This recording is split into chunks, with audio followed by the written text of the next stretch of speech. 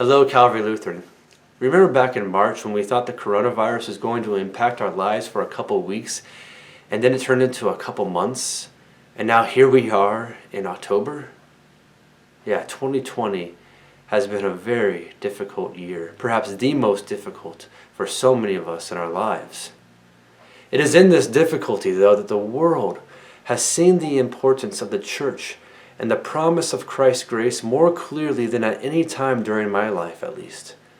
The ways in which the church, and our congregation in particular, has responded to this difficulty has opened my heart to a tremendous sense of awe in the gifts and generosity of our congregation, Calvary Lutheran. So to begin, let me say thank you for the ways in which each of you have stepped up to continue to worship, to care for one another, and to look for opportunities to share the gospel with our community. I hope to encourage you with these stories of generosity that we will be sharing every week during this stewardship campaign. I believe what God has shown us through this crisis is our need to walk together, to continue to innovate, to always be reforming, and to boldly step up the ways in which we share God's love to a world that so desperately needs it. Your generosity this year is as important as it has ever been to not just keep our congregation financially healthy, but to also continue to inspire each of us in our faith, to help us to grow.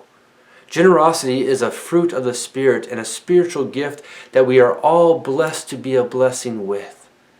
And as I think about generosity, I am reminded of a time in my childhood.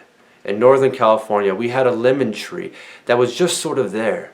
It came up to maybe my chest, and we hardly paid any attention to it at all because it was such a shrimpy little thing. It produced maybe 1 to 3 lemons a season, and they were usually dried up and heavily blemished. So we never did anything with them. For years, my family and I thought nothing of it. That is until we had a friend bring her 3-year-old son over.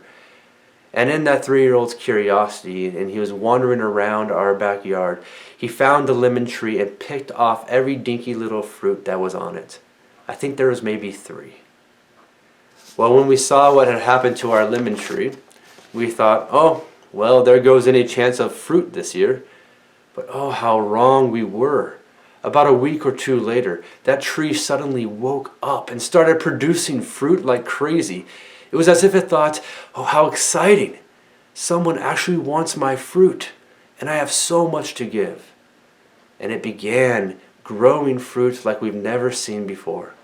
In the years to come, we ended up having so many deliciously beautiful lemons from that one little tree, we started giving them away to our neighbors. It got to the point for a few of them where we became known as the lemon tree family even. I think that when it comes to the fruits of the Spirit, especially with generosity, the more you share that fruit, the more you grow. And that shrimpy little lemon tree grew in amazing ways. And it has been statistically proven that people who are intentional about this sharing of our gifts, people who make an intent or a pledge or a commitment or whatever you want to call it, I personally prefer the word intent. People who make an intent grow in their generosity 8 to 10 times more than people who don't. Because of that, the truth of that stat and the inspiration that generosity can create within us, I have some very exciting news to share with you all. A member of our congregation who wants to see us grow in our generosity as a congregation is putting forth a challenge for us to meet as a congregation. The challenge is to grow our intent numbers over and above 60.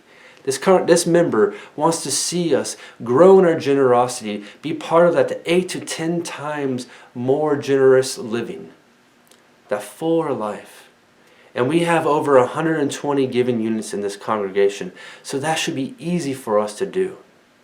And when we grow in our generosity and meet that challenge, we will become known in this community, known for the fruit of generosity. And we will be receiving a hugely generous gift of $10,000 to further the growth and support our ministries here at Calvary Lutheran in 2021. I put forth this challenge initially asking for just $3,000 to $5,000. I thought that would be more than enough to inspire us, to help us to come together as a church and meet that challenge. But growing the generosity of our congregation is so important to this member. We were offered 10. I continue to be amazed by the abundance of God's mercy shown in the lives of all God's children. Let us be inspired and respond with joy.